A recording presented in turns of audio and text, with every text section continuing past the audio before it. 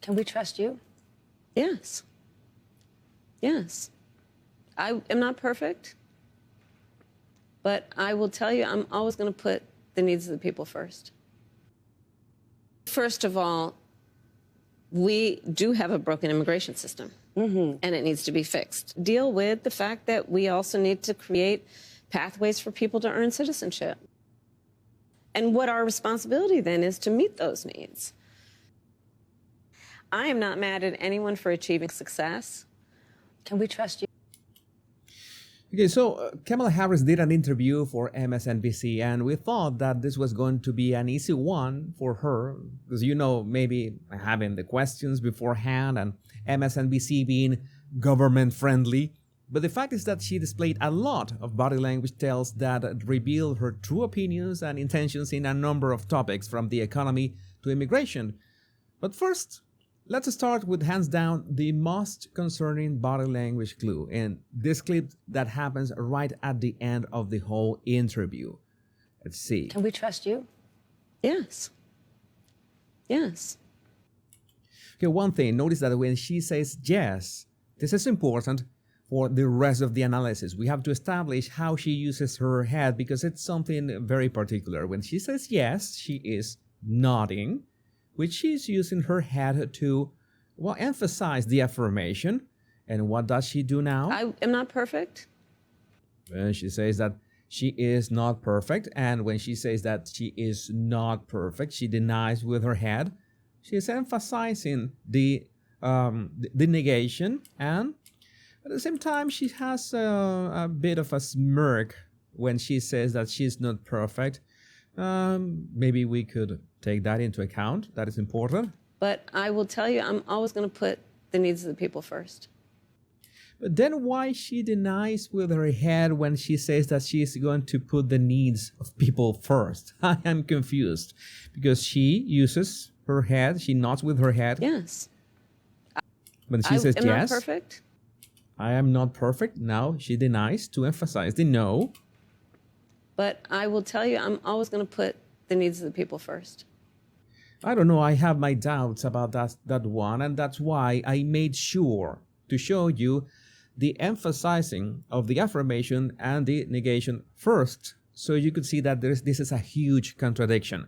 And as I mentioned, this happened right at the end of the interview. Maybe she was a bit tired already. You know that any interview, if it's with friendly people, could drain your energy, and that's when you begin to see the real body language. That's why I decided to pick that very last clip of the interview and put it right up front at the beginning. But what really happened at the beginning of the interview? Right at the beginning of the interview, we had, well, the same old. And I come from the middle class. Look, my mother raised my sister and me. She worked hard. She saved up. By the time I was a teenager, she was able to buy our first home. Well, you know that the middle class thing has already become a meme by this point, that whatever she is going to answer, she just answers that he comes from the middle class, just to be relatable, because she also mentioned that she worked at McDonald's. We are not going to see that clip right here, because it is not that much revealing in terms of body language. But what is revealing in terms of body language is how she feels about successful people. Watch. And I'm not mad at anybody for being rich, but they should pay their fair share. I am not mad at anyone for achieving success. Notice that she's saying, I am not mad. She's denying something. And by our logic, she should be shaking her head, right? Like, I'm denying something. I want to emphasize that. I shake my head from side to side. But in this case, when she says that she is not mad at anybody. I am not mad at anyone for achieving success.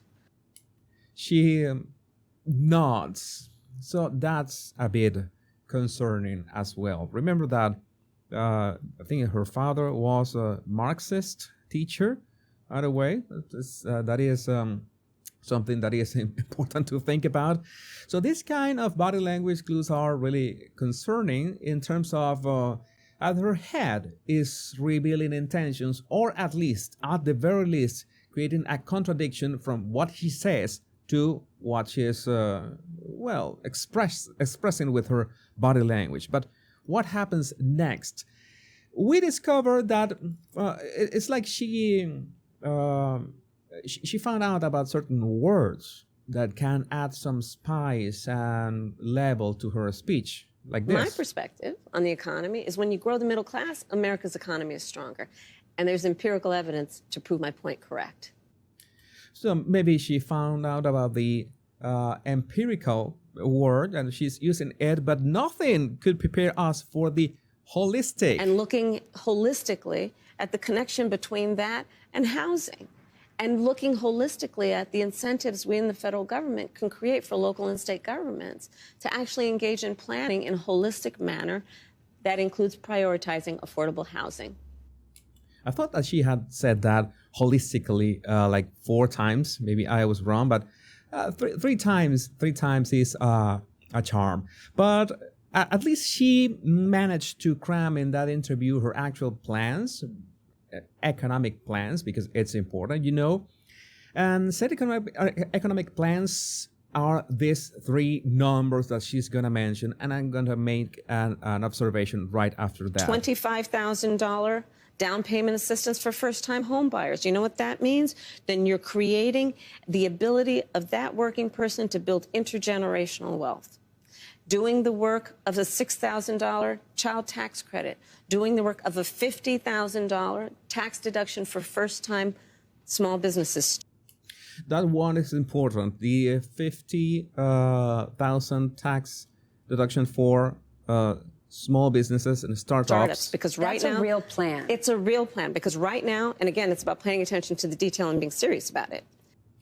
So that's the plan that she has. Those 3 numbers that she repeats over and over again. If you have been listening to her interviews, you see that she repeats those numbers over and over again. But it's important when we contrast that with what she thinks about Donald Trump and this angle that she's going to say. I see this important because afterwards, she says something about corporations that adds a contradiction. Frankly, I'm going to, and I say this in all sincerity, he's just not very serious about how he thinks about some of these issues. And one must be serious and have a plan, and a real plan that's not just about some talking point. Well, she's got her own talking points, and she's got sort of a plan, I could say. But the problem is the problem about that plan is, why hasn't it been implemented yet? You are VP, Joe Biden is the president. What exactly prevented you from doing all this during this term, this 3.5 years? That is the big question. It would be a direct tax on the American consumer. It would be They're talking about the Donald Trump's tariffs on imports. a sales tax on the American people. That the independent economists have already measured this by the sales tax of doing a 20% tariffs on all imports that he has described would be a 20% sales tax, in essence, on basic necessities for the average American worker. What Kamala Harris is saying here is actually a self-own, because she's saying that the basic necessities that Americans need to buy come from abroad, are imported. My question is, why does the internal economy, the economy of the United States, doesn't produce those same goods? That would be the idea.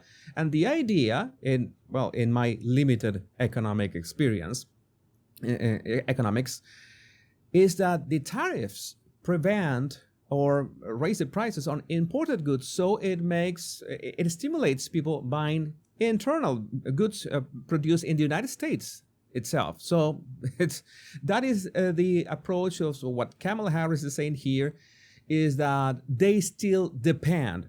The United States still depends and will depend under her first term, second term, I lost count, of imported goods, which is never a good thing because you know that countries should be able to produce what they consume, and especially the United States being the most powerful country on earth. But then it was the time to talk about immigration. And the immigration topic was maybe not very good by any means. Let's listen to the question first. What would a Harris administration do for those communities who've taken in many, many legal immigrants but are at capacity? Well, first of all, we do have a broken immigration system, and it needs to be fixed. Well, one thing was important is that when she was going to answer this question, she, accidentally perhaps revealed that they had a broken immigration system. I mean, why didn't you solve in the past 3 years? That would have been a start. And no, she never actually answers the question of what should these towns that are at capacity should do about this. Remember the words at capacity. Now, the next part, we're going to listen to it in at twice the speed because it's, the same old the border bill that was taken down by Donald Trump, but it's important to review this at twice the speed. And if we take a step back, months ago, some of the most conservative members of the United States Congress came together with others, proposed a border security bill that would put 1,500 new border agents on the border to help those hardworking border agents who are there right now working around the clock. Would have put more money into stemming the flow of fentanyl, which is killing Americans around our country and devastating communities. Would have put more resources into our ability to prosecute transnational criminal organizations, which in my career I've prosecuted. So, okay, that's all great and fine. And she claims that she's going to pass it on the first day or sign it on the first day. But I don't know if it was taken down by Donald Trump. Can't the omnipotent Donald Trump take it down again? I don't know how that works. But then it comes this part. I will bring that bill back and I will sign it into law. Like it's so easy, right? And we need a comprehensive plan that includes what we need to do to fortify not only our border, but deal with the fact that we also need to create pathways for people to earn citizenship. Notice that at no point she says that she's going to curb the amount of people who cross the border. She only uses the very vague words, fortify the border, and emphasizes that they need pathways to citizenship for all these immigrants to become citizens of the United States. And guess who are these people going to vote for and on upcoming elections? Yeah, that's part of the plan. Remember that the question was towns being at capacity? Nothing of that is addressed in this answer whatsoever. And I mentioned that she was talking about startups and starting your own company. But at the same time, in another clip that I'm not going to include on this analysis, she says that they absolutely must tax corporations. And what level of corporations? Are you going to give them a tax credit and then you are going to raise at the same time corporate tax? Because that doesn't sound like a good move for the economy. That sounds like a contradiction. Like, I'm going to give you a tax break at the start, but then you will have to pay for the subscription. But then again, I wanted to show you this last clip, which is the most boring one. You were gonna watch that on 2x the speed. This was the start of the interview, and this was hands down the worst part. That's why I left that for the end.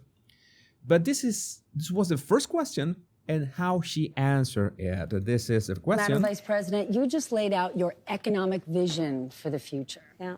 But still, there are lots of Americans who don't see themselves in your plans. For those who say these policies aren't for me, what do you say to them?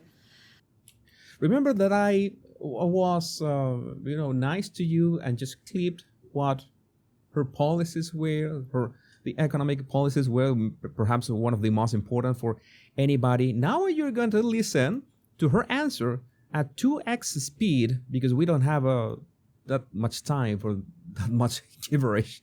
Here we go.